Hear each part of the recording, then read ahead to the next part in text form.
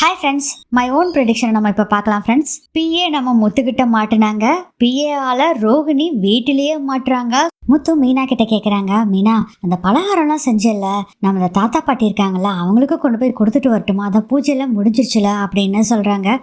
சரிங்க, நீங்கள் கொடுத்துட்டு வாங்க அப்படின்னு சொல்லி பலகாரம் சுண்டல் இதெல்லாம் செஞ்சுருக்காங்கல்ல அதை ஒரு பாக்ஸில் போட்டு தாத்தாவும் பாட்டிக்கும் கொண்டு போய் கொடுத்துட்டு வர சொல்கிறாங்க.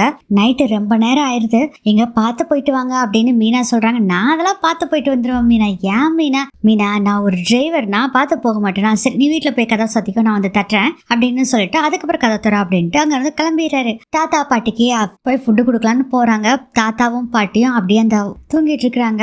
அவங்க ரெண்டு பேர்த்தையும் எழுப்பி ஃபுட்டை கொடுக்குறாரு. தம்பி என்னப்பா இது இந்நேரத்துல கொண்டு வந்து கொடுக்குற? தாத்தா எங்க வீட்டுல கொழு பூஜை நடத்துனாங்க, அந்த பூஜையோட பிரசாதம் தான் இதை சாப்பிடுங்க அப்படின்னு சொல்லி கொடுக்குறாங்க. பிரசாதம்னா கொஞ்சோண்டு கொடுப்பாங்க, நீ என்ன தம்பி இத்தனை கொடுத்துருக்க? தாத்தா சமாளிச்சு விடுங்க தாத்தா, நல்லா சாப்பிடுங்க அப்படின்னு சொல்றாரு முத்தும். ரொம்ப நன்றி தம்பி, நீயும் மீனாவும் இருக்கிறனால தான் நாங்கள் இங்கே இப்படி நல்லா இருக்கிறதுக்கே காரணம்ப்பா அப்படின்னு சொல்கிறாங்க. சரி பாட்டி, தாத்தா நான் கிளம்புறேன் அப்படின்னு சொல்லிட்டு அங்கேருந்து கிளம்பி காரில் வந்துட்டுருக்காரு. நைட் எப்படியும் ஒரு 11 மணி 12 மணி இருக்கும். காரில் வந்துட்டுருக்காரு முத்து. அந்த சமயத்தில் அவங்க வீட்டுக்கு வர்ற வழியில் ரோடில் ஏதோ ப்ராப்ளம்னு சொல்லிட்டு நைட்டு நேரம் தான் நான் தோண்டி வேலை செய்வாங்க. அப்போ அவங்க வேலை செஞ்சுட்ருக்காங்க. அதை பார்த்துட்டு முத்து கேட்குறாங்க அங்கே வேலை செஞ்சிட்ருக்கவங்ககிட்ட, அண்ணா என்னென்ன இந்நேரத்தில் வேலை செஞ்சிட்ருக்கீங்க? ஆமாம் தம்பி, காலையில் வண்டியெல்லாம் போயிட்டு வந்துக்கிட்டு இருக்கா, செய்ய முடியாதுப்பா, அதனால தான் நைட்டு நாங்கள் இங்கே செஞ்சுக்கிட்டு இருக்கோம். நீ ஒன்று பண்ணு. ஏன் தம்பி நீ எங்கே போகணும் அப்படின்னோடனே இவர் வீட்டு இருக்க அட்ரஸை சொல்கிறாரு. இந்த ரோடு தானே போகணும் அப்படிங்கிறாங்க. அப்படியே தம்பி இந்த வழியில் போக முடியாது, நீ சுற்றி தான் போகணும், வேற வழியே இல்லை தம்பி அப்படின்னு சொல்கிறாங்க. சரி அண்ணா நான் போய்க்கிறேன் அப்படிங்கிறாங்க. தெரியுமாப்பா வழி? அண்ணா நானே ஒரு கார் டாக்ஸி டிரைவர் அண்ணா, எனக்கு தெரியாத வழி, நான் போய்க்கிறேன் விடுங்க அப்படின்னு சொல்லிட்டு அங்கே எங்கேன்னு சுற்றி சுற்றி சுற்றி சுற்றி ரொம்ப நேரம் சுற்றி வந்துக்கிட்டு இருக்காரு. இதில் வேற ஒரு அது குழியும் குண்டுமா இருக்கு. ரொம்ப கேர்ஃபுல்லாக தான் ஓட்டிட்டு வர்றாரு. மெதுவாக வந்துட்டு இருக்கும் போதே பார்த்தீங்கன்னா அவர் ஆப்போசிட்ல எவனோ ஒருத்தன் நடந்து வந்துட்டு இருக்கான், தள்ளாடிட்டு வந்துட்டு இருக்கிறான். அதை பார்த்தோன்னே எவனோ குடிகார பையன் தான் வந்திருக்கிறான்னு சொல்லி ஹார்ன் அடிக்கிறாரு. நகராம் அப்படின்னு நடந்து வந்துகிட்டே இருக்கிறான். எவன்டா இவன் இப்படி நடு ரோட்டில் நடந்துட்டு வந்துட்டு இருக்கான் அப்படின்னு சொல்லி வண்டியை நிறுத்தி இறங்கி போய், டேய் உனக்கு போற வழியே தெரியலையாடா, உன் வீட்டுக்கு போகணும்னா ஓரத்தில் போக வேண்டியதான், நடு ரோட்டில் வந்து நின்றுட்டு இருக்கா அப்படின்னு சொல்லி திட்டிக்கிட்டே பக்கத்தில் போறாரு. அந்த ஹெட்லாம்ப் காரில் எறியறதுனால அந்த ஆப்போசிட்டில் இருக்கிறவரோட ஃபேஸ் சரியாக தெரியல. இதில் வேற அந்த லைட்டை அவங்க ஃபேஸ்லேயே அடிக்கிறதுனால குடிகாரர் அப்படியே அவங்க கையை முகத்தில் மூடிக்கிறாரு, கை ரெண்டையும் வச்சு. யோ என்னையா பண்ணிட்டு இருக்கிற, நீ முதல்ல நடு ரோட்டில் நிற்காம தள்ளி போயா அப்படின்னு சொல்கிறாரு. நகராமல் நின்றுக்கிட்டே இருக்கிறாங்க. சொல்லிக்கிட்டே இருக்கேன், என்னடா நீ நின்றுக்கிட்டே இருக்க அப்படின்னு சொல்லிட்டு கை இப்படின்னு இழுக்கிறாரு. பார்த்தா அங்கே ரோகிணி மிரட்டுவார் பார்த்தீங்களா, அந்த பிஏ ஃபுல் போதையில் இருக்கிறாரு. அதை பார்த்தோன்னே உஷாராயிராரு. ஆளு மட்டையாகிற அளவுக்கு போதையில இருக்கிறாரு.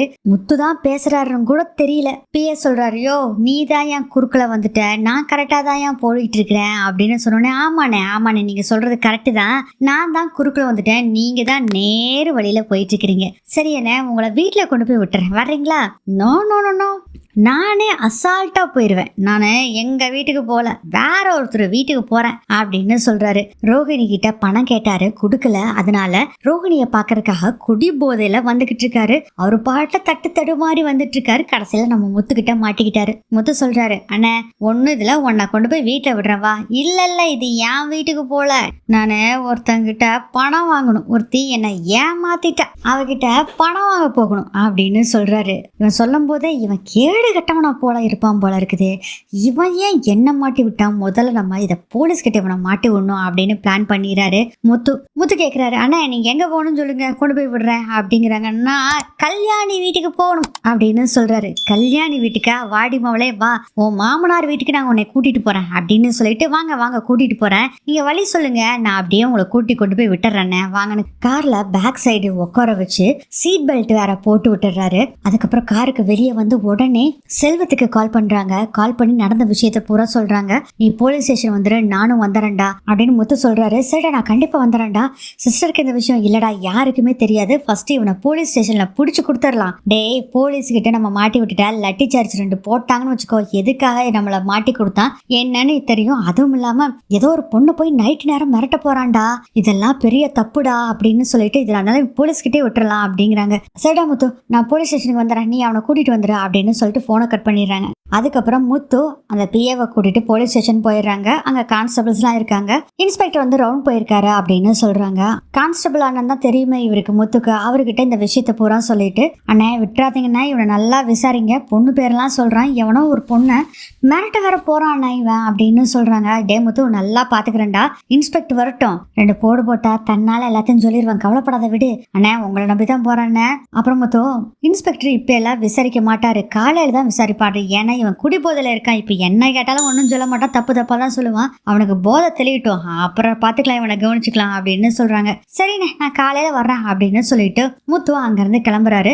செல்வம் சொல்றாரு, சரி முத்து நான் கிளம்புறேன்டா அப்படிங்கிறாரு. எதிர்டா வந்த, வண்டியில வந்தியா? இல்லடா நான் வண்டியெல்லாம் எடுத்துட்டு வரல, என் ஃப்ரெண்டு ஒருத்தன் இங்க வந்தான்டா, அப்படியே டிராப் பண்ண சொல்லிட்டேன். சரி சரி பரவாயில்ல விடுடா, நான் உன்னை வீட்டுல டிராப் பண்ணிடுறேன். வேண்டாம் முத்து, பஸ் இருக்குடா, நான் பாட்டுல வீட்டுக்கு போய்க்குவேன், அதெல்லாம் ஒண்ணும் வேண்டாம், பேசாம வா அப்படின்னு சொல்லிட்டு வீட்டுல கொண்டு போய் விடுறதுக்காக கார்ல போயிட்டு இருக்காரு முத்து. செல்வம் முத்து 2 பேர் பேசிக்கிட்டே வந்துட்டு இருக்கும் போது பார்த்தா திடீர்னு முத்து கார் டிரைவ் பண்ணிட்டு இருக்காரு. ஆனா இவரு போற வேகத்தை விட பயங்கர ஸ்பீடா ஒரு காரு இவரை ஓவர் டேக் பண்ணிட்டு போயிட்டு இருக்கு. டே முத்து என்னடா இவன் இந்த வேகமா போறான்டா? ஆமாண்டா, இவன்லாம் எங்க உருப்பட போறான் அப்படின்னு சொல்லி வாய மூடல. அந்த கார் கரெக்டா போய் ஒரு 2 வீலர் மேல அடிச்சு தூக்கி வீசி எரியுது. 2 வீலர் அப்படியே பறந்து போய் ஒரு பக்கம் விழுகுது.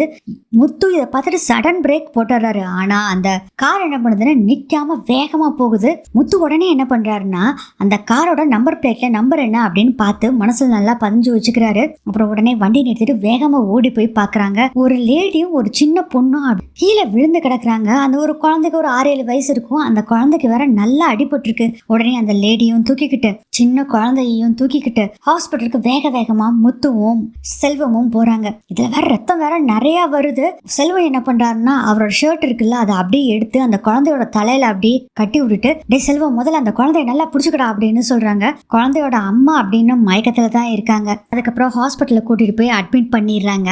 அவங்க 2 பேத்துக்கும் ட்ரீட்மெண்ட் போயிட்டு இருக்கு. மீனா என்னடா இது, போனவர் இன்னும் ஆளவே காணாமே, எங்க போனாரு அப்படின்னு சொல்லிட்டு கால் பண்றாங்க.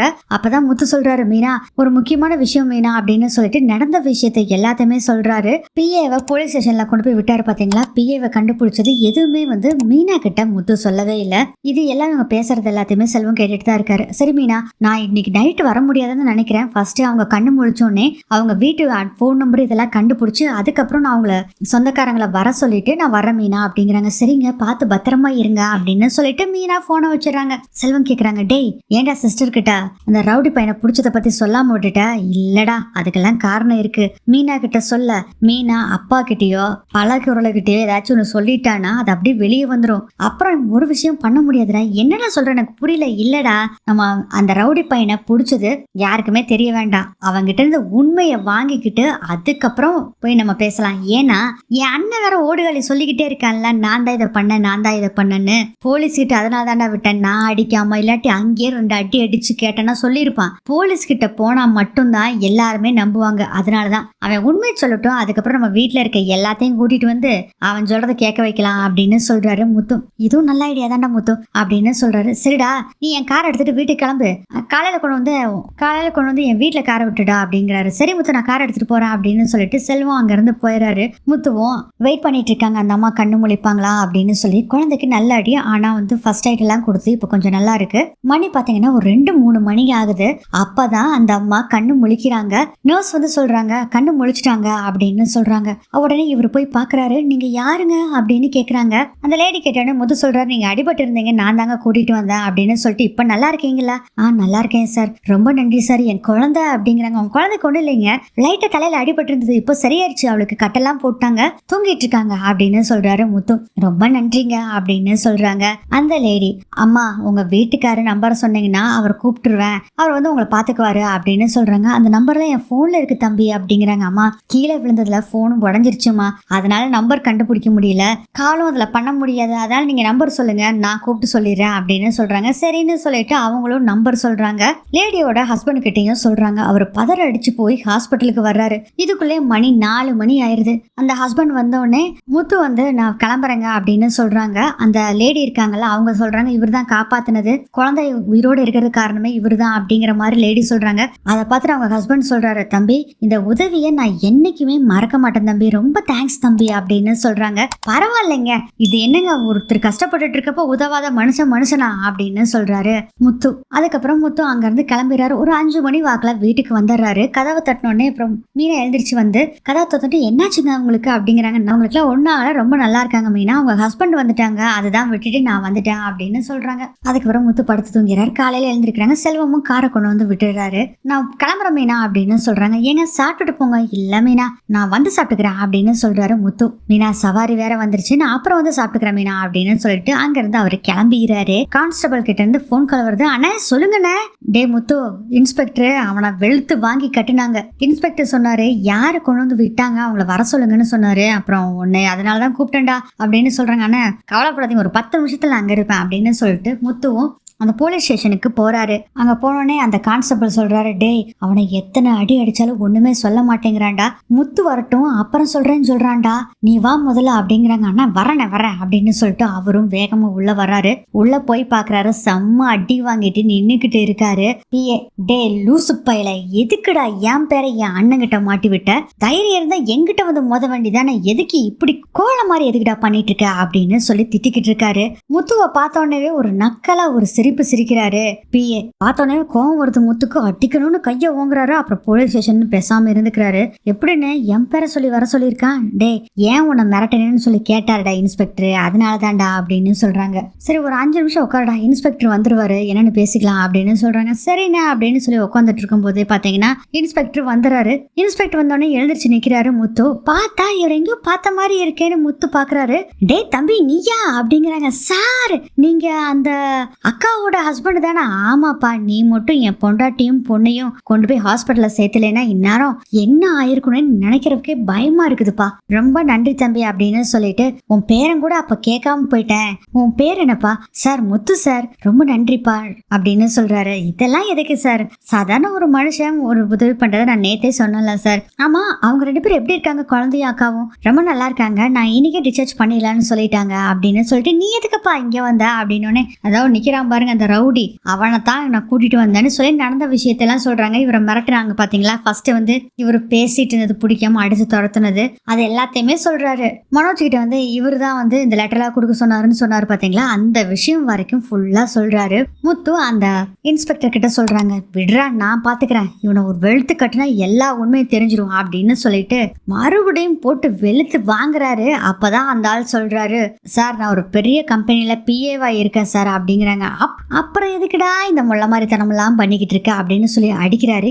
எதுக்காக முத்துவோட அண்ணன் கிட்ட இப்படி போய் சொன்னா அதை முதல்ல நீ சொல்லுடா அப்படின்னு. சார் நான் சொல்றேன் சார், அதுக்கு நான் சொல்றபடி நடக்கணும், என்னடா பண்ணணும் அப்படிங்கவும் முத்துவோட அண்ணனும் இங்க வரணும், அப்படின்னா தான் நான் உண்மையை சொல்லுவேன் அப்படின்னு சொல்றாரு. பிஏ மறுபடியும் 2 அடி அடிக்கிறாங்க. சார் நீங்க என்ன அடி அடிச்சீங்கனாலும் சரி சார், நான் சொல்ல மாட்டேன், முத்துவோட அண்ணன் மனோஜ் வந்தா மட்டும் தான் சொல்லுவேன் அப்படின்னு சொல்றாரு. இன்ஸ்பெக்டர் இந்த விஷயத்த சொல்றாரு முத்துக்கிட்ட. அவ்வளவுதானே, நான் என் அண்ணனே இப்ப வர சொல்றான் அப்படின்னு சொல்லிட்டு மணியை பாக்குறாரு. இதுக்குள்ளே ஒரு 10-11 மணி ஆயிருது. உடனே மனோஜுக்கு கால் பண்றாங்க. இவன் போன்ல நான் அட்டன் பண்ண மாட்டேன்டா அப்படின்னு சொல்லிட்டு ஆபீஸ்லயே உட்காந்து கொருன்னு கொரட்டை விட்டுட்டு இருக்காரு. திரும்ப கால் பண்ணிக்கிட்டே இருக்காரு முத்து. போனை எடுக்கவே இல்ல மனோஜ். செம்ம கடுப்பாயிராரு முத்து. சார் ஒரு 10 நிமிஷம் டைம் கொடுங்க சார், என் அண்ணனை கூட்டிட்டு வந்துடுறான் அப்படின்னு சொல்லிட்டு கார் எடுத்துட்டு வேகமா மனோஜோட கடைக்கு வர்றாரு. மனோஜ் நல்லா கொரட்டை விட்டு தூங்கிட்டு இருக்காரு. டே ஓடுகாலி, தூங்குறதுக்கு தான் கடையை வச்சிருக்கியாடா, என்னத்தடா சோம்பேறி பையல, வாடா முதல்ல அப்படின்னு கூப்பிடுறாரு முத்து. டே என்னதுக்குடா கூப்பிடுற, நான் எதுக்குடா வரணும், உங்கூடாது நான் வரவே மாட்டேன். டே எல்லா காரணத்தோட தான் சொல்றேன், நீ தான் ஒரு பழிய போட்டு வச்சிருக்கிய என் மேல, அந்த பழிய தீக்கிறதுக்கு அந்த போலிச்சாமியாரை புடிச்சிட்டேன், நீ முதல்ல வா அப்படின்னு சொல்றாரு முத்து. என்னது போலிச்சாமியாரை புடிச்சிட்டியா? ஆமாடா வா முதல்ல அப்படின்னு சொல்லி கையை பிடிச்சி தரன்னு கூட்டிட்டு போய் கார்ல உட்கார வைக்கிறாரு. இல்ல நான் உன் கார்ல எல்லாம் வரமாட்டேன், நான் என் கார்லயே வந்துக்கிறேன், வந்து தொலை அப்படின்னு சொல்லிட்டு முத்து அவரோட கார்லயும் மனோஜ் அவரோட கார்லயும் 2 பேரும் 2 கார்ல வர்றாங்க. போலீஸ் ஸ்டேஷன் வந்துடுறாங்க. இன்ஸ்பெக்டர் கிட்ட வந்து சொல்றாங்க, இதுதான் என் அண்ணன் மனோஜ் சார் அப்படின்னு சொல்றாங்க. வான்னு கூட்டிட்டு போறாங்க. மனோஜ் முத்து 2 பேரும் போறாங்க. இந்த பிஏ இருக்கார்ல அவர்கிட்ட போய் நின்னோடனே, என்ன மனோஜ் நல்லா இருக்கியா அப்படின்னு சொன்னோடனே அப்படி பாக்குறாரு. அந்த போலிச்சாமியாரு இவனு ஒண்ணுதான். டேய் எப்படா இப்படி என்னை ஏமாத்திட்டிய துரோகி அப்படின்னு சொல்றாங்க. அப்ப நீ தான் எனக்கு எல்லா லெட்டரும் கொடுத்தியா, என்ன நீ மிரட்டினது நீயா? சார் நீங்க சும்மா விட்டாதீங்க சார், இவனுக்கு ஆயுள் தண்டனை வாங்கி கொடுங்க சார் அப்படின்னு சொல்றாங்க. மனோஜ், டே இதுக்கெல்லாம் ஆயுள் தண்டனை தரமாட்டாங்கடா, கொஞ்சம் பேசாம இரு அப்படிங்கிறாரு முத்து சொல்றாரு, இப்ப எதுக்கு என்ன என் அண்ணன் கிட்ட மாட்டி விட்ட, அதை இப்ப சொல்லு அப்படின்னு பிஏவை பார்த்து சொல்றாரு முத்து. அப்படி மறுபடியும் நக்கலா சிரிச்சுட்டே இருக்காரு. டே இந்த நக்கலா சிரிச்சேன்னா அட்டி பின்னிரோண்டா அப்படின்னு இன்ஸ்பெக்டர் வேற 2 போடு போடுறாரு. அதையும் வாங்கிட்டு எல்லாமே காரணத்தோட தான், எல்லாமே கல்யாணிக்காக தான் அப்படின்னு சொல்றாங்க பிஏ. அது யாருடா கல்யாணி சார்? நேத்து நைட்டும் கூட நான் அவனை பிடிச்சப்போ நான் கல்யாணி வீட்டுக்கு தான் போறேன்னு சொன்னான் சார். யாரு கல்யாணின்னு முதல்ல விசாரிங்க அப்படிங்கிறாங்க. அந்த பொண்ணு ஏதாச்சும் எங்களை மிரட்ட சொல்லிச்சாடா அப்படின்னு கேக்குறாரு முத்து. டே ஆமாண்டா இருக்கும், எனக்கும் அந்த பொண்ணுக்குலாம் எந்த சம்மந்தமும் இல்ல அப்படிங்கிறாரு மனோஜ். டே கொஞ்சம் அடங்குடா, நான் பேசிட்டு இருக்கிறேன், ஏன்டா இப்படி பேசிட்டு இருக்கிற அப்படின்னு சொல்லிட்டு சொல்லுடா அப்படிங்கிறாங்க. இன்ஸ்பெக்டர் நல்லா 2 போடு போடுறாரு. சொல்லுடா உண்மையா அப்படிங்க. சார் சொல்றேன் சார், அந்த கல்யாணி யாரு தெரியுமா? அட யாரடா பில்டப்டா முதல்ல சொல்லு அப்படின்னு இன்ஸ்பெக்டர் திட்டுறாரு. இதோ இங்க நின்றுட்டு இருக்காரு மனோஜ், அவரோட வைஃப் அப்படின்னு சொல்றாங்க. அதை கேட்டோடனே கெக்கபுக்கன்னு சிரிக்கிறாரு மனோஜ். சார் என் ஒய்ஃப் பேரு கல்யாணிலாம் இல்லைங்க சார், இவன் ஆளை மாத்திட்டான். ஓ அதனாலதான் எனக்கு லெட்டர்லாம் கொடுத்து கொள்றேன் அப்படி இப்படின்னு சொன்னியா? சரி சார், ஆளை மாத்திட்டான் சார், அதனாலதான் அப்படி சொல்லியிருக்கிறான் அப்படின்னு சொல்றாரு மனோஜ். அதுக்கு அந்த பிஏ சொல்றாரு, அட மட்ட சாம்பராணி, கல்யாணி உன்னோட வைஃப் தான் அப்படின்னு சொன்னோன்னே, டே ஓடுகாலே, நம்ம அப்பா பணம் தூக்கிட்டு ஒரு பொண்ணு ஓடி போயிருச்சுன்னு சொன்னி அந்த பொண்ணோட ஆளாடா இவன். ஐயா அந்த பொண்ணு பேரு கல்யாணிலாம் இல்ல, அவ பேரு ஜீவாடா. அப்ப யாருடா இன்னொரு செட்டப்பா அப்படின்னு கேக்குறாரு முத்து. டே முத்து கொஞ்சம் பேசாம இருடா சார், இவனு கொஞ்சம் பேசாம இருக்குங்க சார், நானே டென்ஷன்ல இருக்கேன் சார் அப்படிங்கிறாரு மனோஜ். இன்ஸ்பெக்டர் சொல்றாரு, முத்து இருங்க என்னன்னு கேட்கலாம் அப்படின்னு சொல்லிட்டு, டே ஒழுங்கா சொல்லுடா அப்படின்னு சொல்லி மறுபடியும் 2 முத்துன்னு விழுகுது. சார் நான் உண்மைதான் சொல்றேன், இவர் பொண்டாட்டி தான் கல்யாணி, அவளை மாட்டுறதுக்கு தான் சார் நான் இதெல்லாமே பண்ணினேன் அப்படின்னு சொல்றாங்க. சார் என் பொண்டாட்டி பேரு கல்யாணி இல்ல சார், ரோகிணி சார் அப்படின்னு சொல்றாரு மனோஜ். டே என்னடா நீ கல்யாணிங்கிற, அவர் ரோகிணிங்கிறாரு என்ன அப்படின்னு கேக்குறாங்க. சார் கல்யாணியும் சரி ரோகிணியும் ஒண்ணுதான் சார். டே ஏன்டா குழப்புற, உருப்படியா சொல்லுடா அப்படின்னு சொல்றாரு மனோஜ். டே ஓடுகொலை கொஞ்சம் பேசாமடா அப்படின்னு சொல்லிட்டு, சார் இவங்கிட்ட நான் விசாரிக்கலாமா அப்படின்னு கேக்குறாரு முத்து. கண்டிப்பா முத்து நீங்க கேளுங்க அப்படின்னு சொல்றாரு. டே இப்ப மட்டும் நீ உண்மையை சொல்லலன்னு வச்சுக்கோ, அவ்வளவுதான், உன் மேல தப்பா கேச போட்டு சாரு உன்னை ஏதாச்சும் பண்ணிடுவாரு அப்படின்னு சொல்றாங்க. டே எனக்கு அதை பத்தி எல்லாம் கவலை இல்லடா, நான் உண்மையை தான் சொல்றேன். அப்ப அவனோட செட்டப்பாடாது கல்யாணிங்கிறது அப்படின்னு கேக்குறாரு முத்து. அதுக்கு பிஏ சொல்றாரு, செட்டப்பும் இல்ல ஒண்ணும் இல்ல, அவனோட பொண்டாட்டி தான் கல்யாணி அப்படின்னு சொல்றாரு. சோ என்ன டென்ஷன் பண்ணாதடா, முதல்ல சொல்லுடா அப்படின்னு திட்டுறாரு முத்து. அதை கேட்டுட்டு பிஏ சொல்றாரு, இங்க பாரு, ரோகிணியும் சரி கல்யாணியும் சரி இருவரும் ஒருவரே அப்படின்னு சொல்றாரு பிஏ. ஒரே குழப்பமாயிராரு முத்து. என்ன சொல்ற, பொய் சொல்லிட்டு இருந்தேன்னு வச்சுக்கோ அப்படிங்கும் போது இன்ஸ்பெக்டர் சொல்றாரு, டே இந்த பொய்யெல்லாம் சொல்லிட்டு இருந்தேன்னு வச்சுக்கோ வகுந்து அப்படிங்கிறாங்க. சார் நான் எதுக்கு சார் பொய் சொல்லணும், ரோகிணி தான் கல்யாணி தான் ரோகிணி அப்படின்னு சொல்லிட்டு இன்னொரு விஷயத்தையும் சொல்றேன். என்ன மனோஜ் புரிஞ்சுதா அப்படின்னு கேட்டோன்னே பயங்கர ஷாக்கா இருக்காரு. என்ன சொல்றான் அப்படின்னு ஒரே குழப்பத்துல இருக்காரு. மனோஜ் வந்து சொல்றாரு, சார் இவன் சொல்றது பொய்யாதான் சார் இருக்கும், உண்மையா இருக்காது சார் அப்படின்னு சொல்றாங்க. இன்ஸ்பெக்டர் சொல்றாரு, இல்ல மனோஜ் நான் பயங்கரமா அடிச்சிருக்கேன், பயங்கரமா டார்ச்சர் பண்ணிருக்கேன், கண்டிப்பா இவன் பொய் சொல்ல மாட்டான், உண்மைதான் சொல்லுவான் அப்படின்னு சொல்றாங்க. சார் என்ன சார் இவன் சொல்லிக்கிட்டு இருக்கான், பார்லர் அம்மா அதாவது ரோகிணி இருக்காங்க பாத்தீங்களா, அவங்க மலேசியாவை சேர்ந்தவங்க சார், அவங்க பேரை கல்யாணின்னு வேற சொல்றான். டே பார்லர் அம்மாக்கு கல்யாணின்னு ஏதாச்சும் பேர் இருக்காடா, முன்னாடி அவங்க குழந்தையில ஏதாச்சும் அவன் பேரை வச்சிருக்காங்களோ என்னமோ, ஏதாச்சும் இருக்கான்னு கேளு. இல்லடா அதெல்லாம் எந்த பேருமே இல்லை, எனக்கு நல்லாவே தெரியும்டா, அவ பேர் ரோஹிணி தான் அப்படின்னு சொல்றாரு மனோஜ் வந்து இன்ஸ்பெக்டர் சொல்றாரு, சார் என் அண்ணனோட ஒய்ஃப் மலேசியாவை சேர்ந்தவங்க சார், ஒருவேளை பணத்தை கேட்டு மிரட்டுறானோ என்னமோ தெரியல சார் அப்படின்னு நீ கொஞ்சம் விசாரிங்க அப்படின்னு சொன்னானே கெக்கபுக்கன்னு முத்துவை பார்த்து கை தட்டி சிரிக்கிறாரு பிஏ. அதுக்கு முத்து சொல்றாரு, டே வர்ற கோவத்துக்கு உன்னை அடிச்சு சுக்கு நூறு ஆக்கிடுவேன்டா அப்படின்னு சொல்றாரு. அதுக்கு டே அடங்கு, நான் சொல்றத முதல்ல கேளு, ரோகிணி ஒன்னும் மலேசியாக்காரிலாம் இல்ல, நம்ம ஊருக்கு ஓரத்துல இருக்க கூடிய ஒரு குக்கு கிராமத்தை சேர்ந்த பொண்ணு தெரியுமா அப்படின்னு சொல்லி சிரிக்கிறாரு பிஏ. டே என்னடா சொல்ற, ஏன் பொண்டாட்டியா இப்படி பேசுறியா, அவ மலேசியாக்காரி, நீ அவளை பத்தியே தப்பா பேசுறியா அப்படின்னு திட்டுறாரு மனோஜ். முத்துக்கு இந்த விஷயத்தை கேட்டு பயங்கர டென்ஷன் ஆயிருது. இங்க பாருடா, சும்மா எழுதுகிட்டே இருக்காத, உண்மை முதல்ல சொல்லுடா அப்படின்னு சொல்லி கோவமா சொல்றாரு முத்து. சரி கூல் அவசரப்படாத சொல்றேன் அப்படிங்கும் பட்டுன்னு ஒரு அடி கொடுக்குறாரு இன்ஸ்பெக்டர். என்னடா அவங்க எவ்வளவு டென்ஷனா கேட்டுட்டு இருக்காங்க, இப்படியே பதில் சொல்லிட்டு இருந்தேன்னு வச்சுக்கோ, திருட்டு கேஸ் கற்பழிப்பு கேஸ் இது மாதிரி நிறைய கேஸ போட்டு ஜெயில உட்கார வச்சிருவேன், நீ ஆயுசுக்கும் வெளியவே வர முடியாது அப்படின்னு சொல்லவும், சார் இவன் இப்படிப்பட்டவன் தான் சார், என் கார்ல வந்துட்டு இருக்கப்போ இது மாதிரி பேசுனாலதான் அவனா இறக்கி விட்டு அடிச்சு துரத்தணும் சார். அந்த வஞ்சகத்தை வச்சுக்கிட்டு தான் இப்படி பேசிட்டு இருக்கான் அப்படின்னு முத்து சொல்றாங்க. இதெல்லாம் கேட்டுட்டு முத்துவை பார்த்து சொல்றாரு பிஏ, அட முத்து, நான் சொல்றதெல்லாம் உண்மைதான். இங்க பாரு முத்து, அவ பணக்காரியில இல்ல ஏழை தான். அவ பக்கத்துல ஒரு கிராமத்து பேரு சொல்லி, கிருஷ்ணோட ஊர் இருக்குல்ல, அந்த ஊர் பேரை சொல்லி அங்கதான் அவங்க இருக்கிறாங்க. அவங்க அம்மாவும் அங்கதான் இருக்காங்க. இன்னொரு சூப்பரான விஷயத்த சொல்லட்டுமா மனோஜ் அப்படின்னு சொல்றாரு. மனோஜ் அப்படி பேய் அரைஞ்ச மாதிரி நின்றுட்டு இருக்காரு.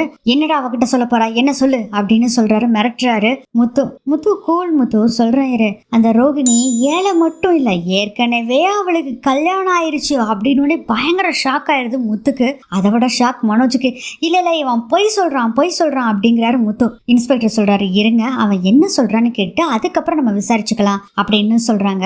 அதுக்கப்புறம் அமைதியா இருக்கிறாரு மனோஜ் முத்து ரெண்டு பேருமே. சார், நான் சொல்றதெல்லாம் உண்மை சார். அந்த ஊரு பேரை சொல்லி அங்கதான் அவங்க அம்மா இருக்காங்க. அதை விட கல்யாணம் ஆயிருச்சு, அவனோட புருஷனும் இறந்துட்டான். அந்த முதல் கல்யாணம் ஆச்சு பாத்தீங்களா, அந்த புருஷனுக்கும் இந்த ரோகிணிக்கும் ஒரு குழந்தை வேற இருக்கு அப்படின்னு பயங்கர அதிர்ச்சி ஆயிடுது எல்லாத்துக்குமே. என்னடா சொல்லிட்டு இருக்க அப்படின்னு முத்துக்கு கோவம் வருது. சார் இல்ல சார், இவன் பொய் சொல்றான் சார் அப்படின்னு மனோஜும் சொல்றாரு. எங்க ரெண்டு பேரும் கொஞ்சம் அமைதியா இருங்க, நான் என்னன்னு கேக்குறேன், சொல்றா அப்படிங்கிறாங்க. ஆமா சார், நான் சொல்றதெல்லாம் உண்மைதான். அவனுக்கு ஒரு குழந்தை இருக்கு. அந்த குழந்தை பையன் ஒரு 6-7 வயசு இருக்கும் அந்த குழந்தைக்கு. அந்த குழந்தையும் இந்த ரோகிணியோட அம்மாவும் அங்கதான் தங்கிட்டு இருக்காங்க. இந்த மனோஜ் கிட்ட பொய்ய சொல்லிதான் கல்யாணம் பண்ணிட்டான். இது எப்படி எனக்கு தெரியும்னா, நான் ஒரு நாள் பஸ் ஸ்டாண்ட்ல நின்றுட்டு இருந்தேன். மனோஜை கல்யாணம் பண்றதுக்கு முன்னாடியே எனக்கும் ரோகிணிக்கும் ஒரு சின்ன மனஸ்தாபம். என்னடா மனஸ்தாபம் அப்படிங்கிறாரு இன்ஸ்பெக்டர். அதுங்க, அவளை நான் ரூமுக்கு கூப்பிட்டேன். அவ வந்து என்ன விளக்கமாத்துல அடிச்சு என் பொண்டாட்டிக்கிட்ட மாட்டி கொடுத்து அசிங்கம் பண்ணிட்டா. அது மட்டும் இல்லாம இந்த விஷயம் நடந்ததுக்கு அப்புறம் என் பொண்டாட்டி என்னை டைவர்ஸ் பண்ணிட்டு போயிட்டா. எனக்கு வேலையும் இல்லாம போயிடுச்சு. நான் ரொம்ப கஷ்டப்பட்டேன் சார். அதனால அவளை பழி வாங்கணும்னு முடிவு பண்ணேன். அந்த சமயத்துல தான் ரோகிணி வந்து பஸ் ஸ்டாண்ட்ல ஒரு ஃபோன் கால் பேசிக்கிட்டு இருந்தா. அந்த ஃபோன் காலை தான் அவளுக்கு தெரிய வந்தது அவளுக்கு ஒரு அம்மா இருக்காங்க, அவனுக்கு ஒரு பையன் வேற இருக்கான்னு தெரிய வந்தது. அவளை ஃபாலோ பண்ணிக்கிட்டே போனேன். நேரா அவ பஸ்ல இறங்கி அவங்க வீட்டுக்கு தான் போனா. அக்கம் பக்கத்துல நானும் விசாரிச்சேன். அவ பேரு கல்யாணின்னு சொன்னாங்க.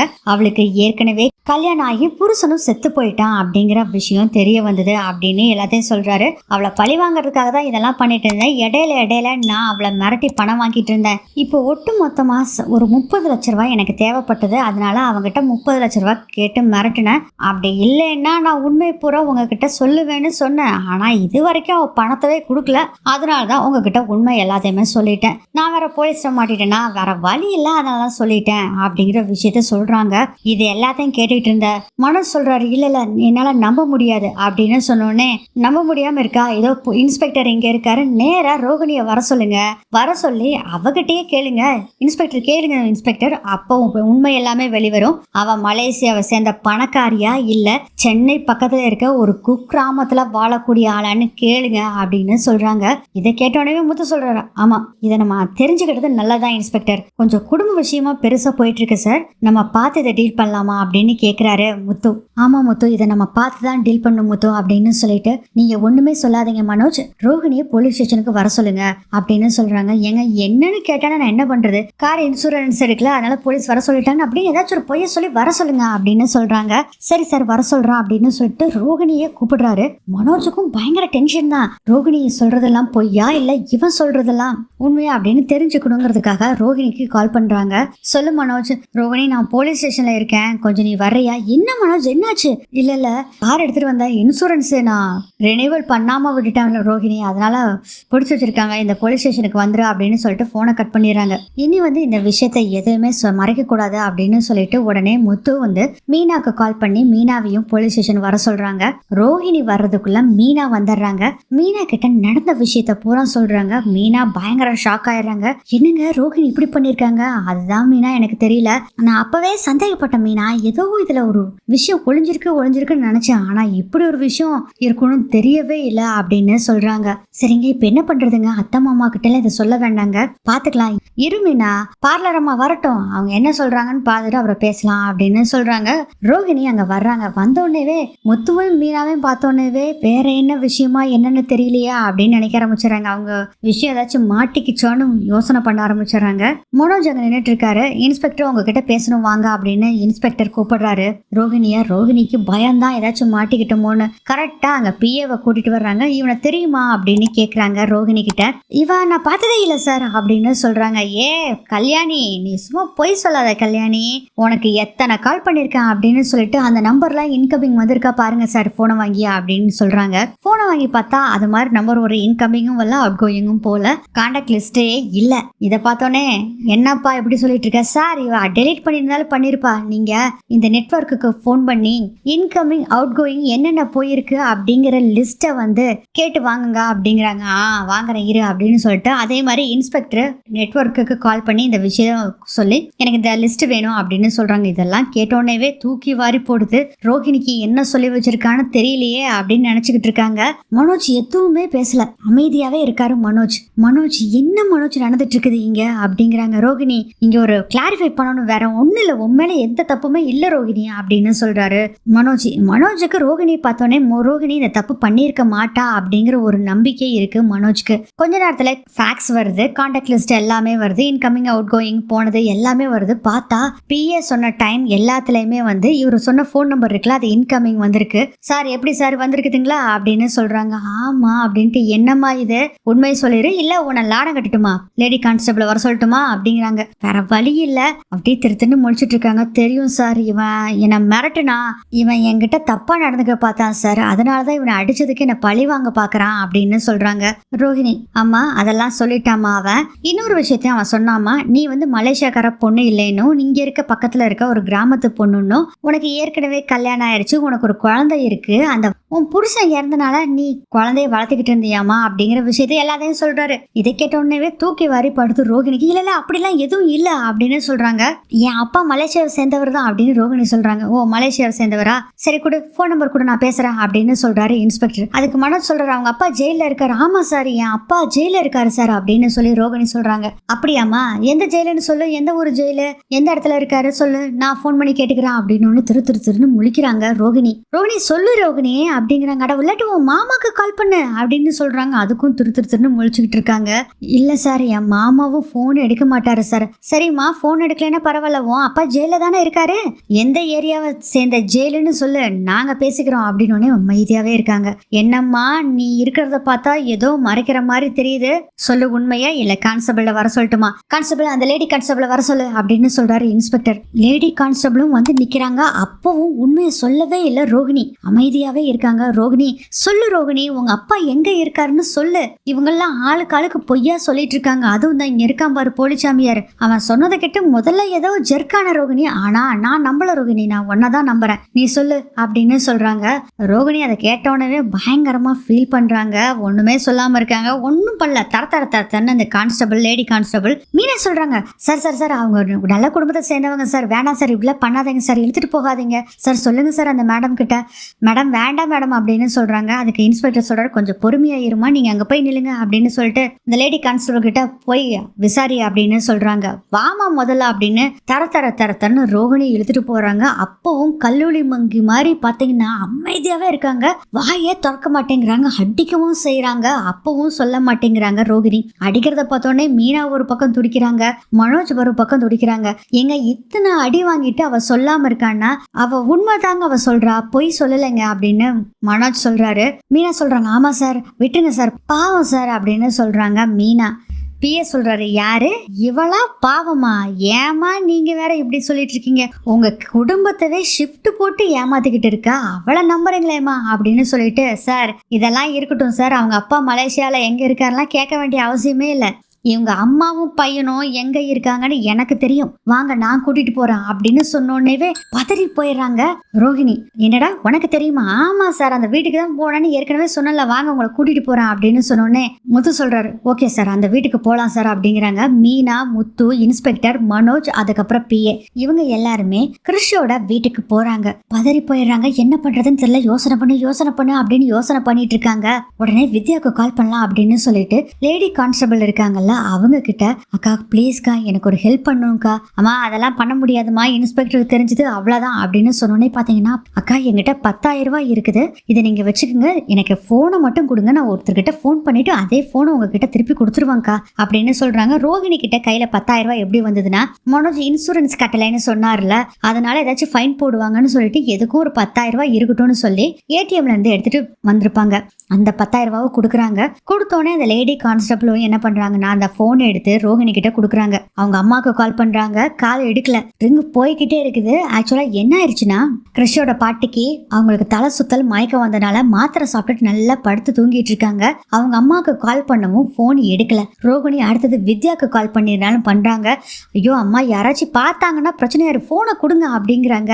கான்ஸ்டபிள் அக்காக்கா ப்ளீஸ்க்கா, ஒரே ஒரு நிமிஷம்க்கா அப்படின்னு வித்யாவுக்கு கால் பண்றாங்க. வித்யாவும் போன் எடுத்துடுறாங்க. விஷயத்த பூரா சொல்றாங்க. இந்த பாரு, பெரிய பிரச்சனையாயிருச்சு, என் வீட்டுக்கு ஊருக்கு போயிட்டு இருக்கிறாங்க இவங்க எல்லாருமே, நீ அதுக்கு முன்னாடி எப்படியாச்சு என் அம்மாவையும் பையனையும் கூட்டிட்டு போயிரு அப்படின்னு சொல்றாங்க. சரிடி, நான் போன் பண்ணி சொல்றேன். ஐயோ எங்க அம்மா போன் எடுக்கலடி, நீ முதல்ல இங்க இருந்து கிளம்புடி முதல்ல அப்படின்னு சொல்றாங்க. சரிடி அப்படின்ட்டு போனை கட் பண்ணிடுறாங்க. யோசனை பண்றாங்க வித்யா, இங்க இருந்து நம்ம கார்ல போனாலும் உடனே போய் பிடிக்க முடியாது, ஏன்னா முத்து போய் 10-15 நிமிஷம் ஆச்சுன்னு சொன்னா. சோ என்ன பண்ணலாம் அப்படிங்கும் போதே ஒரு சூப்பரான ஐடியா வருது. அப்படியே பாத்தீங்கன்னா கட்டாயி வேற ஒரு சீனை காமிக்கிறாங்க. அதுல வேகமா ஒரு ஆம்புலன்ஸ் போயிட்டு இருக்குது. முத்துவோட காரை பீட் பண்ணிக்கிட்டு ஓவர் டேக் பண்ணி ஒரு ஆம்புலன்ஸ் போயிட்டு இருக்கு. சார் ஆம்புலன்ஸ் போகுது சார் அப்படின்னு சொல்லிட்டு முத்துவும் கொஞ்சம் ஓரம் கட்டுறாங்க. ஆம்புலன்ஸ் போன பின்னாடி அப்புறம் போய்கிட்டு இருக்காங்க. ஆக்சுவலா அந்த ஆம்புலன்ஸ்குள்ள இருக்கிறது யாருன்னு கேட்டா நம்ம வித்யா தான். ஒரு ஹாஸ்பிட்டல் தெரியும்னு ஏற்கனவே வித்யா சொல்லியிருப்பாங்கல்ல, அந்த ஹாஸ்பிட்டல்ல இருந்து ஒரு ஆம்புலன்ஸை வாங்கிக்கிட்டு கிறிஷோட பாட்டிக்கு உடம்பு சரியில்லை அப்படின்னு சொல்லி பொய்ய சொல்லி தான் இந்த ஆம்புலன்ஸ்ல வந்துகிட்டு இருக்காங்க. முத்து போறதுக்கு முன்னாடியே பாத்தீங்கன்னா அந்த ஆம்புலன்ஸ் கரெக்டா கிறிஷோட வீட்டுக்கு வருது. வித்யா வேக வேகமா போய் கதவை தட்டுறாங்க. கதவே திறக்கவே இல்லை லக்ஷ்மி. அதுக்கப்புறம் பக்கத்து வீட்டுல சொல்லி எப்படியோ கதவை திறந்து உள்ளுக்குள்ள போய் எழுப்பி விடுறாங்க. என்னாச்சு என்ன அப்படின்னு கேக்குறாங்க. எனக்கு தலை சுத்துச்சுன்னு படுத்துட்டேன், மாத்திரை சாப்பிட்டனாலதான் அப்படின்னு சொல்லி. என்னாச்சு வித்யா என்ன அப்படின்னு கேக்குறாங்க. அம்மா நீங்க முதல்ல வாங்க அப்படின்னு சொல்லிட்டு கிறிஷ் எங்க அப்படின்னு கேக்குறாங்க.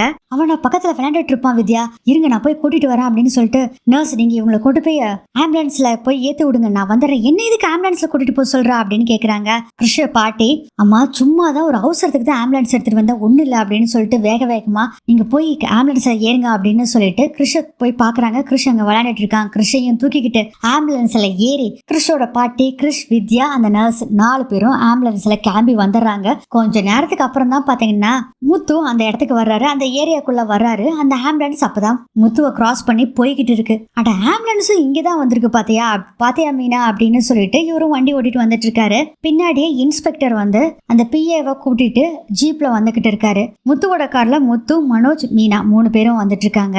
சார் நீங்க சொன்ன ஏரியாக்கு வந்தாச்சு, இப்ப எங்க சார் போறது அப்படின்னு கேளுங்க அந்த பிஏ கிட்ட அப்படின்னு இன்ஸ்பெக்டர் சொல்றாரு. முத்து அந்த பிஏ வழி சொல்லிக்கிட்டே இருக்கான், நான் முன்னாடி போறேன், பின்னாடி நீங்க ஃபாலோ பண்ணி வாங்க முத்து அப்படின்னு சொல்லிட்டு ஜீப்ல போற இன்ஸ்பெக்டர் முன்னாடி போயிட்டே இருக்காங்க. ஃபாலோ பண்ணி முத்துவும் வந்துட்டு இருக்காரு. ஏன் மீனா இது எந்த ஏரியான்னு தெரியுதா மீனா? நம்ம கிறிஷோட வீட்டு வழியா போயிட்டு இருக்கோம்ல மீனா? ஆமாங்க. என்ன கிறிஷோட பாட்டி தான் நம்மள கண்ணா பின்னான்னு திட்டாங்க, எனக்கு ரொம்ப அசிங்கமா போச்சுங்க. மீனா விடு மீனா, அதான் சொல்லிட்டாங்கல்ல அவங்க அம்மா நல்லா பாத்துக்குவாங்க, அவங்க பாட்டியும் நல்லா பாத்துக்குவேன்னு சொல்லிட்டாங்கல்ல, விடு, எப்படியோ கிறிஷ் நல்லா தான், சரி விடு அப்படின்னு சொல்றாரு முத்து. அதுக்கப்புறம் நேரா கிறிஷோட வீட்டு முன்னாடி போய் நிக்குது ஜீப்பு. இந்த டெட் எண்ட்ல ஒரு டேர்ன் ஆகுது லெஃப்ட் சைடு, அது அப்படியே திரும்பி வர்றாரு. என்ன ஜீப் இங்க நிக்குது அப்படின்னு அங்கதான் பிஏவும் இறங்கி நிக்கிறாரு. மீனா, முத்து, மனோஜ் 3 பேர் இறங்கி வர்றாங்க. என்னடா இந்த வீட்டை காமிக்கிறாங்க அப்படிங்கிறாரு. மனோஜ் இருடா என்னன்னு கேட்கலாம் அப்படின்னு சொல்லிட்டு, டேய் ஒழுங்கா சொல்டா, இந்த வீட்டை எதுக்குடா காமிக்கிற அப்படின்னு சொல்றாரு முத்து. மனோஜுக்கு எப்படி தெரிஞ்சதுன்னா, ஒரு தடவை கோவிச்சுக்கிட்டு போயிட்டாங்க பாத்தீங்களா ரோஹிணி, அப்போ இங்க வந்து தேடுறதுக்காக வந்திருப்பாங்க. ரோஹிணி பின்னாடி பக்கம் ஒளிஞ்சிருப்பாங்க. இந்த வீட்டுக்கு தான் வந்து கிருஷ்கிட்ட, லட்சுமி கிட்ட எல்லாம் பேசிட்டு இருப்பாங்கல்ல, அதனால இந்த வீடு யாருதுன்னு தெரியும் மனோஜ்க்கு. சார் இவன் போய் சொல்றான்னு நினைக்கிறேன் சார் அப்படிங்கிறாங்க முத்து. இன்ஸ்பெக்டர் சொல்றாரு, இல்லப்பா இவன் உண்மைதான் சொல்றான், இந்த வீடு தாங்கிறாங்க. ஏன் இந்த வீடு ஏதாச்சும் உனக்கு தெரியுமா? ஆமா சார், கிருஷ்ணன் ஒரு பையன் இங்கதான் இருக்கான், அவங்களும் அவங்க பாட்டியும் தான் அப்படின்ட்டு அப்படி மௌனமாயிராரு. மீனா என்ன மீனா இது? கிருஷ்? ஆமா பையன் தானே இவன் சொன்னா. டேய் உண்மை சொல்றா, கிருஷ் உனக்கு தெரியுமா அப்படின்னு சொல்றாரு பிஏ பார்த்து. அட ஆமாண்டா, கிருஷ் தான் அந்த ரோகிணியோட பையன் அப்படின்னு சொன்னோன்னே பயங்கர ஷாக் ஆயிடுது மீனாக்கு, முத்துக்கு. அதை விட ஷாக் ஆயிடுது நம்ம மனோஜுக்கு. அப்புறம் அப்படியே யோசனை பண்ணி பாக்குறாரு மனோஜ். ரோஹிணி தன்னையவே மறந்து கிருஷ்ண கட்டி புடிச்சுக்கிட்டு நின்னது. அதுக்கப்புறம் இவர் கிண்டல் அடிப்பார்ல, கிருஷ்ணனுக்கு இவன் பொருத்தமாவே இல்லை, என்ன மாதிரி சகப்பா இருந்தா நல்லா இருக்கும்னு சொல்லுவார்ல ரோகிணி கிட்ட. ரோகிணி பயங்கரமா திட்டுவாங்க. அப்புறம் கண்ணு தெரியாம போச்சுல கிருஷிக்கு, அப்போ ரொம்ப அக்கறை எடுத்து பார்த்துக்கிட்டது. இது எல்லாத்தையுமே நினைச்சு பாக்குறாரு மனோஜ். மீனா சொல்றாங்க, ஏங்க பொய் சொல்லாதீங்க அப்படின்னு பிஏ பார்த்து சொல்றாங்க. ஏங்க நான் உண்மை தாங்க சொல்றேன், அக்கம் பக்கத்துல கொஞ்சம் விசாரிச்சு பாருங்க அப்படின்னு பக்கத்து வீட்டுல எல்லாத்திட்டையும் கேக்குறாங்க. அங்க போயிட்டு வர்றவங்க, அப்புறம் பக்கத்து வீட்டுல இருக்கவங்க எல்லாத்துக்கிட்டையும் கேக்குறாங்க. எல்லாருமே இந்த வீட்டுல ஒரு அம்மாவும் பேரனும் இருக்காங்க. அவங்க பொண்ணு வேலை பார்த்துட்டு இருக்கா சென்னையில, அவ பேரு கல்யாணி அப்படின்னு சொல்றாங்க. அவளுக்கு இப்பதான் கல்யாணம் ஆயிருக்கு அப்படிங்கிற விஷயம் எல்லாத்தையுமே எல்லாத்தையுமே சொல்றாங்க. உடனே முத்து என்ன சொல்றாருன்னா, டேய் மனோஜ், பார்லர் அம்மாவோட போட்டோ காமிடா அப்படின்னு சொல்றாங்க. ரோகிணியோட போட்டோவை காமிச்சு இவங்களா அப்படின்னு கேட்டோன்னே யாருக்கிட்ட கேட்டாலும் இதுதான் கல்யாணி, இதுதான் கல்யாணி அப்படின்னு சொல்றாங்க. இதை கேட்க கேட்க கொஞ்சம் கொஞ்சமா அவரு பயங்கர டென்ஷன் ஆயிட்டு இருக்காரு மனோஜ். ச்சே, ரோகிணி இப்படி ஏமாத்திட்டாளா நம்மள, துரோகி அப்படின்னு நினைக்கிற அளவுக்கு வந்துடுறாரு. ஜீவாவை விட பெரிய துரோகி இவா அப்படின்னு நினைக்க ஆரம்பிச்சிடறாரு மனோஜ். முத்து சொல்றாரு, பாத்தையாடா பார்லர் அம்மா செஞ்ச வேலைய, இதுல வேற என் அம்மா தலையில தூக்கி வச்சு ஆடிட்டு இருக்க அந்த பணக்காரின்னு ரோகிணிய. சார் இப்ப என்ன சார் சொல்லலாம், வேற ஒண்ணுமே பண்ண முடியாது முத்து, இது உங்க வீட்டுல சொல்லிருங்க அப்படின்னாதான் நல்லது அப்படின்னு சொல்றாரு இன்ஸ்பெக்டர். கரெக்ட் சார், நீங்க சொல்றது கரெக்ட் தான் அப்படின்னு கேட்டு, டேய் மனோஜ் என்ன சொல்ற, டேய் அந்த துரோகியை பத்தி பேசாதடா, எனக்கு அவளை நினைச்சாலே வெறுப்பா வருது அப்படின்னு சொல்றாரு மனோஜ். அதுக்கப்புறம் போலீஸ் ஸ்டேஷனுக்கு எல்லாரும் வந்துகிட்டு இருக்காங்க. அதுக்குள்ள வித்யா என்ன பண்றாங்கன்னா, லக்ஷ்மி கிருஷ் 2 பேத்தையும் அவங்களுக்கு தெரிஞ்ச ஃப்ரெண்டு வீட்டுல தங்க வச்சிடறாங்க. இந்த விஷயத்த நம்ம ரோகிணிக்கு கால் பண்ணி சொல்லிடுறாங்க. ரோகிணி போனை கட் பண்ணிட்டு, ரொம்ப தேங்க்ஸ்க்கா நீங்க இந்த போனை கொடுத்ததுக்கு அப்படின்னு சொல்லிட்டு, அப்பாடா இனி தப்பிச்சாச்சு, கண்டிப்பா அவங்க 2 பேத்தையும் பார்த்திருக்க மாட்டாங்க, நம்ம தப்பிச்சிடலாம் அப்படின்னு நினைச்சுக்கிட்டு இருக்காங்க. இவங்க போலீஸ் ஸ்டேஷனுக்கு அப்புறம் வந்தோடனே, மனோஜ் பாத்தியா மனோஜ், அது மாதிரி யாருமே இருந்திருக்க மாட்டாங்கல்ல அப்படின்னு. ஆமா ரோகிணி, அங்க யாரும் இல்ல, ஆனா உன் போட்டோவை காமிச்சோடனே அங்க எல்லாரும் உண்மையை சொல்லிட்டாங்க அப்படின்னு சொன்னோடனே ஷாக் ஆயிடுது ரோகிணிக்கு. ஏன் ரோகிணி இப்படி பண்ணுன, உன்னை எவ்வளவு நம்பின தெரியுமா, உன்னை எவ்வளவு லவ் பண்ண தெரியுமா ரோகிணி, அந்த ஜீவா தான் ஏமாத்திட்டு போயிட்டான்னா நீ ஒரு விதத்துல என்னை ஏமாத்திட்டே ரோகிணி, உன்னை எவ்வளவு நம்பின ரோகிணி. மனோஜ் ப்ளீஸ் மனோஜ், நான் சொல்றதை கேளு, நீ சொல்லு, உனக்கு ஏற்கனவே கல்யாணம் ஆயிடுச்சா, குழந்தை உனக்கு இருக்கா, முதல்ல சொல்லு அப்படின்னு பாத்தீங்கன்னா சொல்றதுக்கு தயங்குறாங்க. அந்த ஊர்ல இருந்து வேற அவங்க சொந்தக்காரங்க ஒரு அம்மாவை வேற கூட்டிட்டு வந்திருக்காங்க. இவங்க தெரியாதா சொல்லு அப்படின்னு, இவதான் கல்யாணி அப்படின்னு அந்த அம்மா வேற சொல்லுது. வேற வழி இல்ல ரோகிணிக்கு.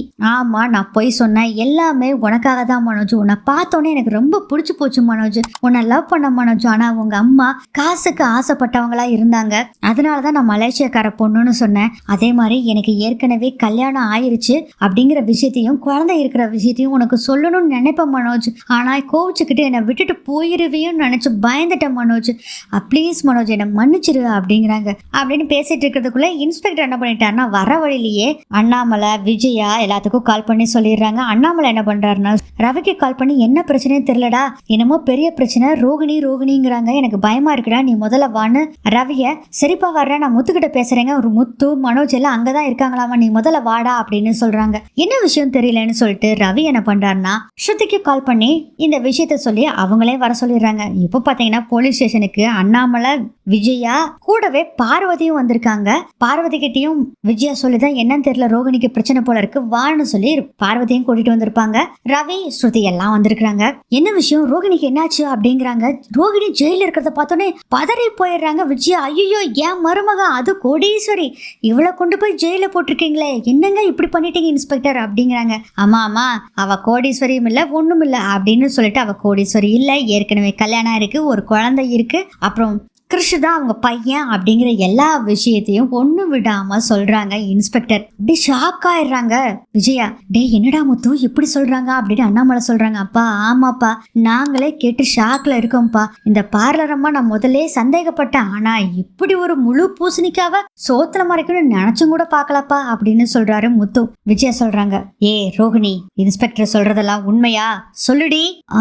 ஆமா ஆண்டி, அது வந்து ஆண்டி போதும் நிறுத்து, என் மூஞ்சிலே ஏற்கனவே கல்யாணம் ஆனவ, ஒரு குழந்தைக்கு அம்மா வேற, அதுவும் எத்தனை படிப்பு படிச்ச என் மேதாவி பையனை போய் ஏமாத்திட்டியடி துரோகி பிச்சைக்காரி அப்படின்னு சொல்லிட்டு பாத்தீங்கன்னா பயங்கர கோவமா அங்கிருந்து போறாங்க விஜயா. ஆன்டி அப்படிங்கிறாங்க, இனிமேல் என் மூஞ்சிலேயே முழிக்க கூடாது, என் வீட்டுக்குள்ளேயும் வரக்கூடாது அப்படின்னு சொல்லிட்டு திட்டிட்டு அங்கிருந்து விஜயா போறாங்க. அண்ணாமலை சொல்றாரு, என்னம்மா இப்படி பண்ணிட்ட, நீ முன்னாடி இந்த விஷயத்த ஏதாச்சும் வீட்டுல சொல்லியிருந்தேன்னா ஏதாச்சும் வீட்லயே ஒரு பேச்சுவார்த்தை பண்ணிருக்கலாமா, ஒரு குழந்தை இருக்கிறத மறைச்சிட்டியம்மா, அதுவும் கிருஷ் வீட்டுக்கு வருவான், அவங்க கூட ஒரு அன்மா கூட பேசினது இல்லையே, ஏமா இப்படி பண்ண, தப்பு பண்ணிட்டமா நீ அப்படின்னு சொல்லிட்டு அங்கிருந்து போயிடுறாரு அண்ணாமலை. ஸ்ருதி வர்றாங்க, என்ன ரோகிணி இப்படி பண்ணிட்டீங்க, இவ்வளவு பெரிய தப்ப நீங்க பண்ணிருக்கீங்க, ரொம்ப தப்பு அப்படின்னு சொல்லிட்டு ஸ்ருதி போறாங்க. கூடவே ரவியா, நீ ஏன் நீ அப்படிங்கிற மாதிரி லுக்கு விட்டுட்டு அங்கிருந்து போயிடுறாரு. முத்து சொல்றாரு, பார்லரம்மா எனக்கு ஏதோ ஒரு சந்தேகம் இருந்தது பார்லரம்மா, நீ இது மாதிரி ஏதோ ஒண்ணு மறைக்கிறேன்னு. ஆனா இவ்வளோ பெரிய தப்ப பண்ணிட்டு இருப்பேன்னு நான் நினைச்சும் கூட பார்க்கல. நீ பண்ண தப்புக்கு தண்டனை அனுபவிக்க வேண்டியதுதான் அப்படின்னு சொல்லிட்டு போயிடுறாங்க. முத்துவும் நின்னுகிட்டு இருக்காரு. மனோஜ் ப்ளீஸ் மனோஜ், உன்னை நான் ரொம்ப லவ் பண்றேன் மனோஜ், அதனாலதான் மனோஜ் இதெல்லாமே பண்ணினேன், என்னை மன்னிச்சிரு மனோஜ். ரோகிணி சொன்னோன்னே பயங்கர கோவம் வருது மனோஜ்க்கு. மனோஜ் அப்படி சொல்றாரு, நம்பிக்கை துரோகம் பண்ணிட்ட ரோகிணி, நீ ஒரு நம்பிக்கை துரோகி, நான் உன்னை என்னைக்குமே நான் மன்னிக்கவே மாட்டேன் அப்படின்னு சொல்லிட்டு கோவமா அங்கிருந்து மனோஜும் போயிடுறாங்க. பயங்கரமா ஃபீல் பண்ணிட்டு இருக்காங்க ரோகிணி. அப்ப பாத்தீங்கன்னா நக்கலா ஒரு சிரிப்பு சிரிச்சிட்டு இருக்காரு பிஏவை பார்த்தோன்னே அவனை தூக்கி போட்டு மிதிக்கணும் அப்படின்னு அளவுக்கு கோபம் வருது ரோகிணிக்கு. பிஏ சொல்றாரு, ரோகிணி 30 லட்சம் ரூபாவை நீ என்கிட்ட கொடுத்துருந்தேன்னு வச்சுக்கேன், இத்தனை பெரிய பிரச்சனை வந்திருக்காது. இப்ப பாத்தியா, உன் புருஷனும் விட்டுட்டு போயிட்டான், உன் வாழ்க்கை என்ன ஆக போகுதோ தெரியல. பரவாயில்ல, இப்பவும் சொல்றேன், நான் உன்னை ஏத்துக்கிறேன், நீ எங்கூட வேணா வாழு அப்படின்னு உடனே பாத்தீங்கன்னா, இங்க பாரு என் கண்ணு முன்னாடி நிக்காத, மரியாதையே போயிரு அப்படின்னு சொல்லி பயங்கர கோபமா திட்டுறாங்க ரோகிணி. பிஏவ சரி பட்டோன்னு திருந்தலன்னா என்ன பண்றது அப்படின்னு சொல்லிட்டு அங்கிருந்து நக்கலா பேசிட்டு போறாரு. பேசிட்டு போகும்போது போலீஸ் வாடா முதலன்னு சொல்லி அவரையும் முடிச்சு லாக்கப்ல தூக்கி போட்டுறாங்க. இப்ப ரோகிணி கடைசியில ஜெயில இருக்கிறாங்க.